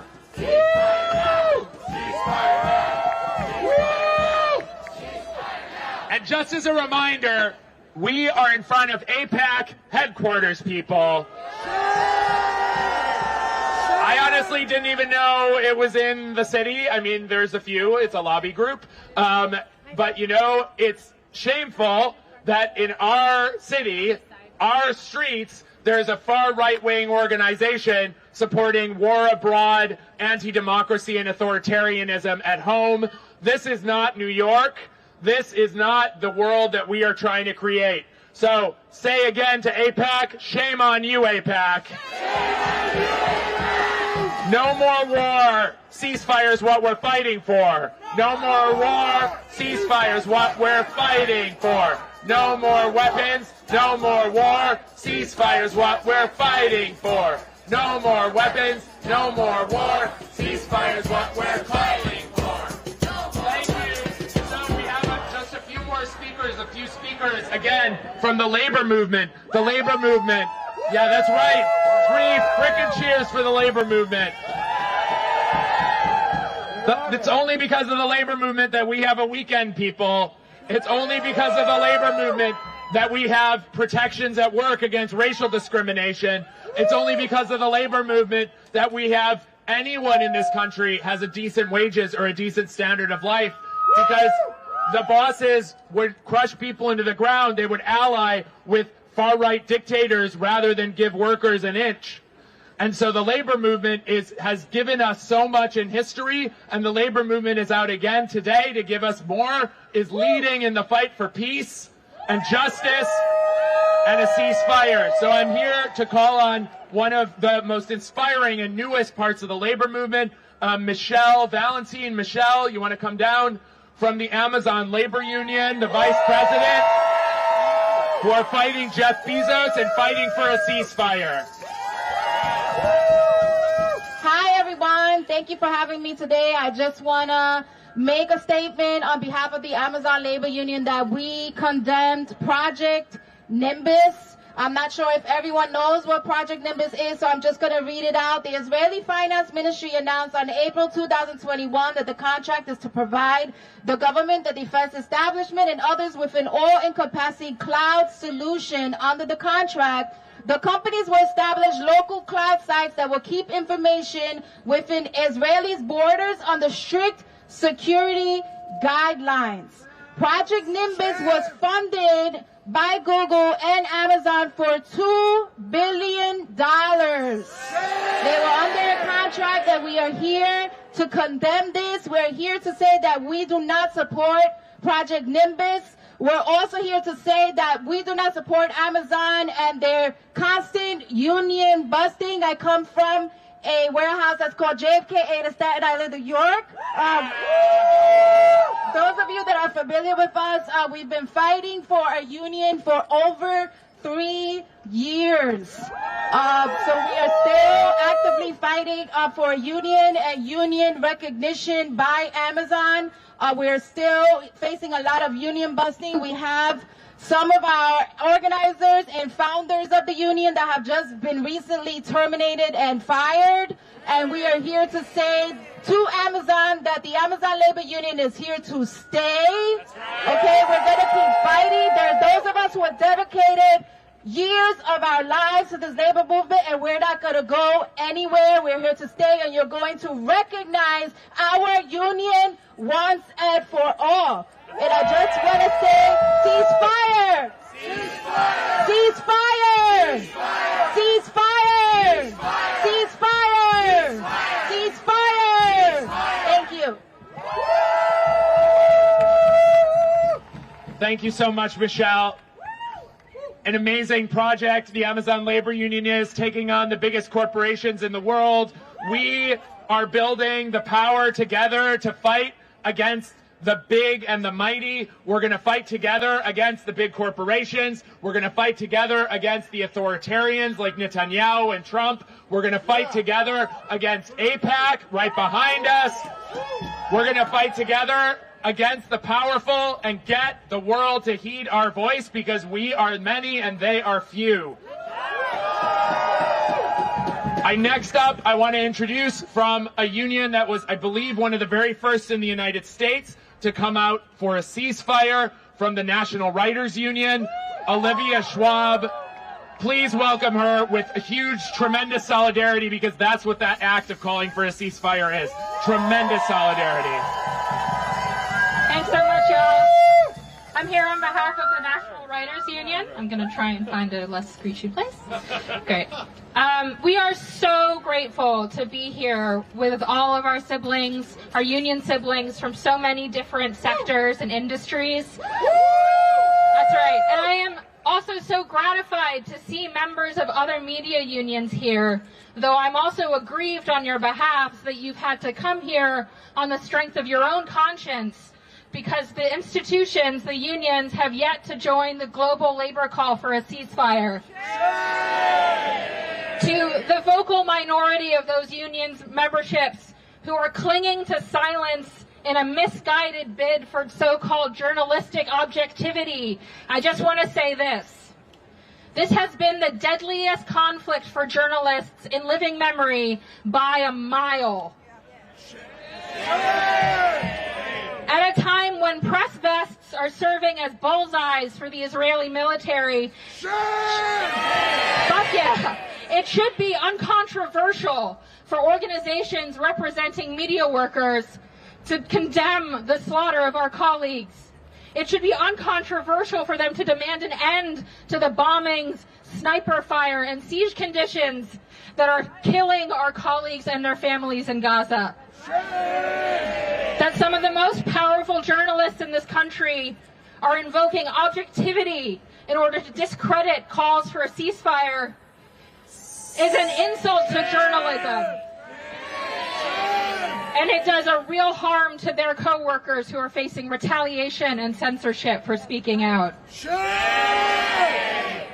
But the fact that so many rank-and-file media worker members are able to see clearly through these disingenuous allegations of bias to the moral truth of this situation is a great credit to the power of working people. That's right. So to those who have had the courage to come out tonight, please know that we see you and we are proud to call you comrades.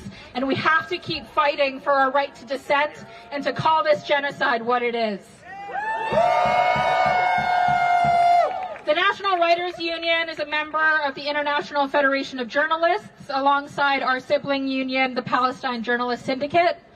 Dozens of syndicate members have already been killed. The International Federation is working to send aid to the journalists in Gaza who are continuing to report on this slaughter, to bring the truth to the rest of the world. And as they're doing this work, they are really redefining integrity and solidarity for the rest of the world. We need to support them. So I invite you all to join us in supporting them through the IFJ's Journalist Safety Fund.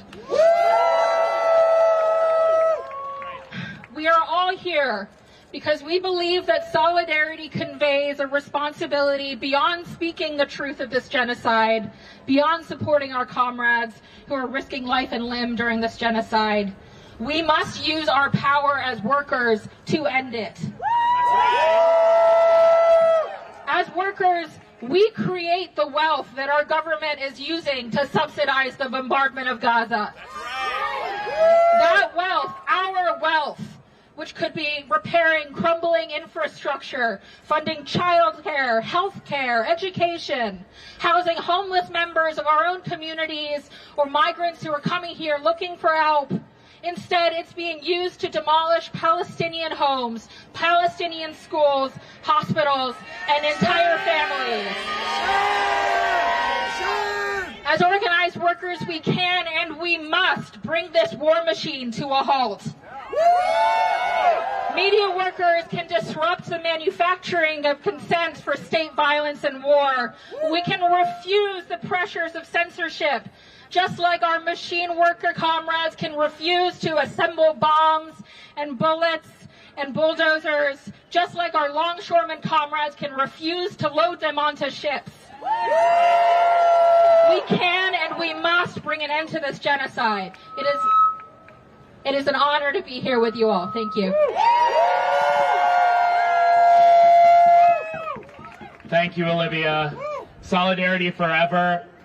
You know, as the old song of the labor movement puts it, we want to ask our politicians, are you on the side of the authoritarians or are you on the side of the working people? Which side are you on? Which side are you on? Which side are you on? Which side are you on?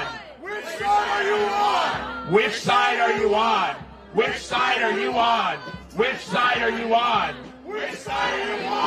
Which side are you on? Which side are you on? Which side are you on? Which side are you on? Which side are you on? Which side are you on? Which side are you on? Which side are you on? Which side are you on? Oh, which side are you on? Which side are you on? Which side are you on? Which side are you on? Oh, which side are you on? Which side are you on? Which are you on? Oh, which side are you on? Which side are you on? Which side are you on? Which side are you on? Which side are you on? Which side are you on? Oh, which side are you on?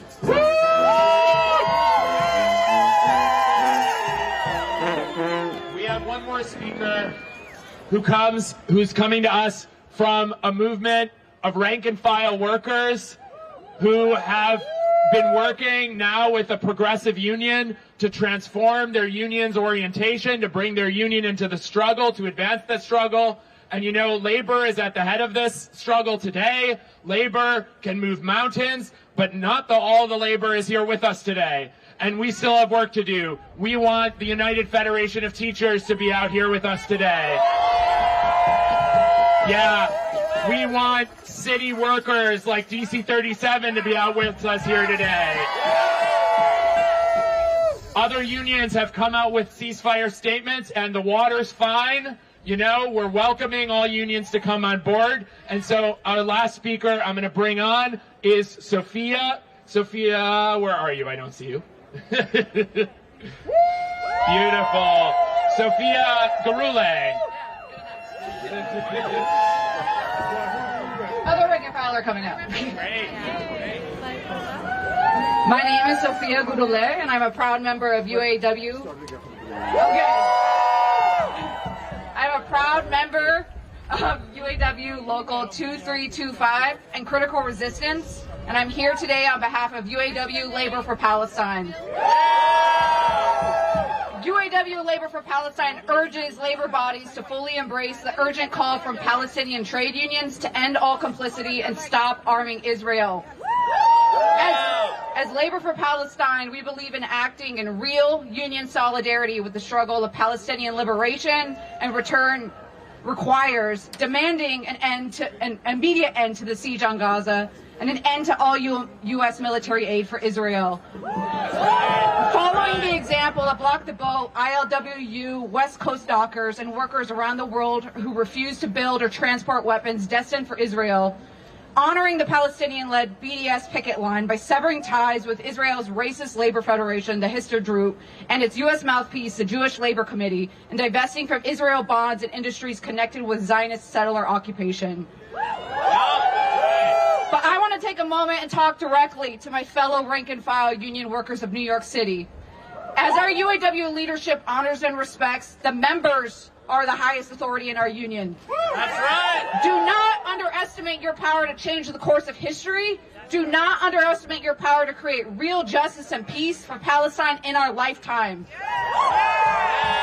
A permanent ceasefire will not happen unless we as rank-and-file union members make it a reality. Talk without action is cheap. Resolutions without resolve to see our demands through is cheap. It is incumbent on us as rank-and-file workers to stop the bombing. To all the workers designing, building, transporting these bombs, do not let your labor, the hands that feed your families, be the same hands that kill families in Gaza. And to unionized and non-unionized workers who are not handling the bombs and still wondering how to act, I'm proud to be part of UAW Local 2325, who understood the assignment and saw it through. And it was not easy. We had opposition, to just name a few. We had opposition from the New York Post, the New York Times, a state-turned federal lawsuit, big law firms, billionaire Netanyahu donors, and overwhelming opposition from our employers. Our employers sent us cease and desist letters, held captive audience meetings urging members to vote against the resolution, and issued public statements condemning ALA members as anti-Semitic. And still that did not deter us. This past Tuesday, our union, a UAW local representing 2,700 New York legal services workers, adopted a resolution calling for a ceasefire in Gaza, an end to the Israeli occupation of Palestine, and support for workers' political speech. And we will not stop there. as the Palestinian youth movement reminds us, we must move beyond ceasefire to create real, lasting peace in Palestine. We must lift the siege on Gaza now. We must free them all. We must free all Palestinian prisoners held captive in Israeli jails. We must end the occupation now. And we must end Western complicity in Zionism. We as workers, we as rank and file workers, this is our moment. Rise to it. From the river to the sea. Palestine will be free. From the river to the sea. Palestine will be free. From the river to the sea. Palestine will be free. Thank you. Thank you so much, Sophia. So I'm kind of informed. It's amazing, and this movement, we're going to keep building it.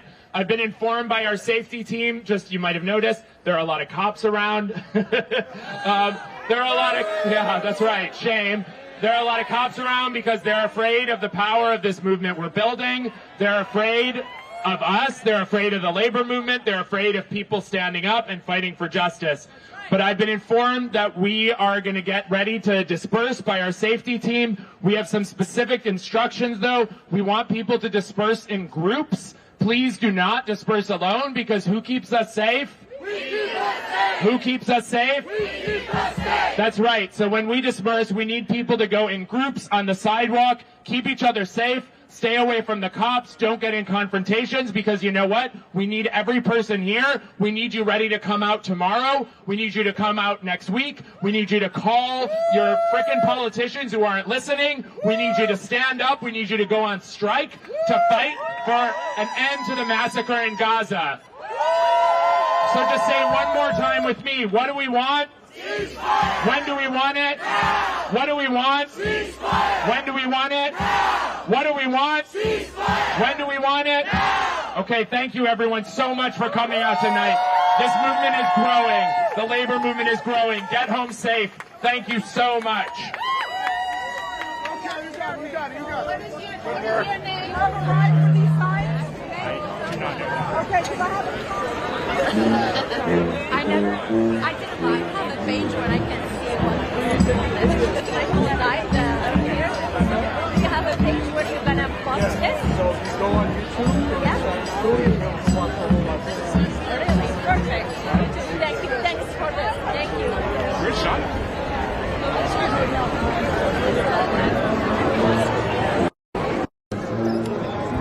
All right, guys, there you have it. That's tonight's live stream. Started at the New York Public Library on 5th Avenue, ended on, we are now on 3rd Avenue and 44th Street in front of the AIPAC headquarters of New York City.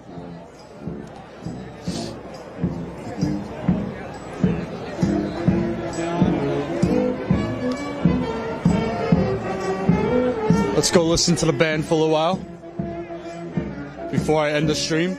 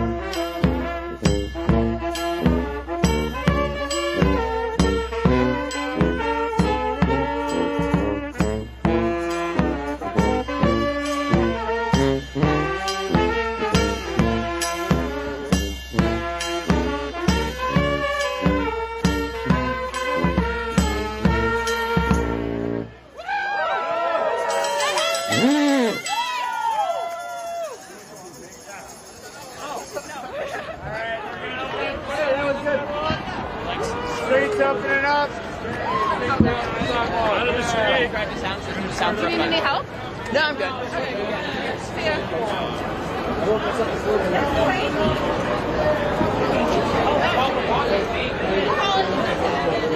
Evan and Jeff, you want to do AP? Evan and Jeff, you want to do AP? All right, let's see if they're gonna do one more. I'll hang out for a bit. Trying to get onto the sidewalk. Appreciate that. Yeah.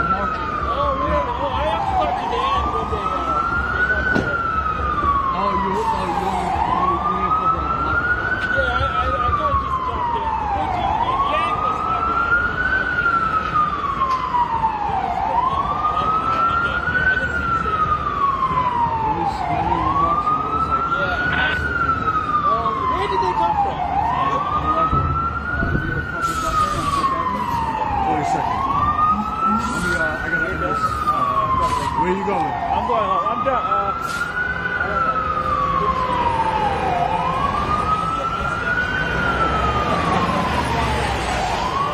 All right, I'll see you on the next one, all right?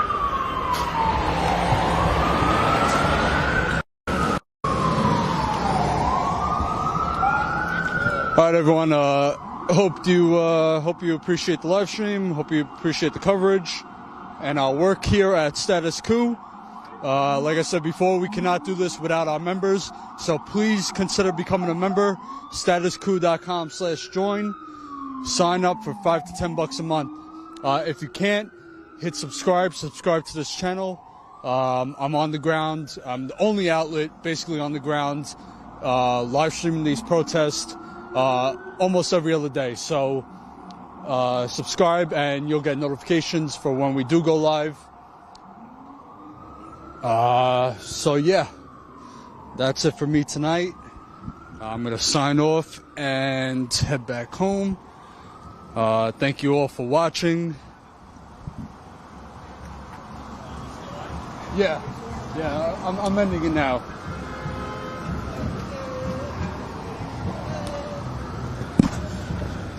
All right, so that's it. Thank you for watching, and I will see you again maybe in a few days for the next protest. Be sure to subscribe so you'll know when we go live. Thank you all. Have a good